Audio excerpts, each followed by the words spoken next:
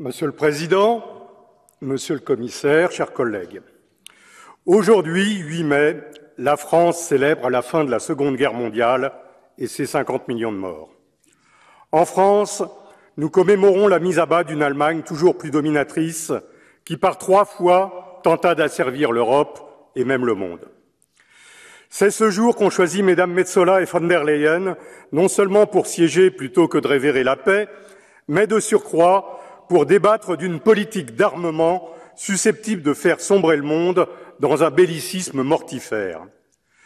Ne reviendrait-il pas à l'Union européenne, afin d'honorer son prix Nobel de la paix reçu en 2012, de tout faire pour parvenir à une situation négociée entre l'Ukraine et la Russie? N'appartenait-il pas à Madame von der Leyen, dès le début du conflit, de planter sa tente et de s'entremettre entre les deux parties au plus près de la ligne de front? N'aurait-elle pas été inspirée d'inciter l'ONU à déployer une force d'interposition constituée de casques bleus?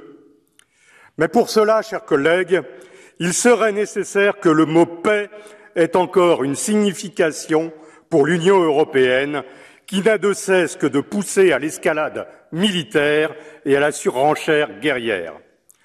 Mes chers collègues, au moment des votes de demain, je vous invite à réfléchir sur les conséquences que pourrait avoir votre geste, anodin en apparence, d'appuyer sur un bouton rouge ou sur un bouton vert.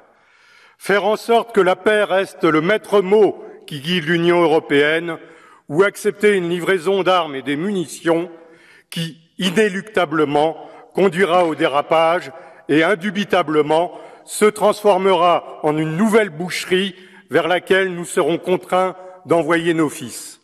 La nuit porte conseil, pensez-y.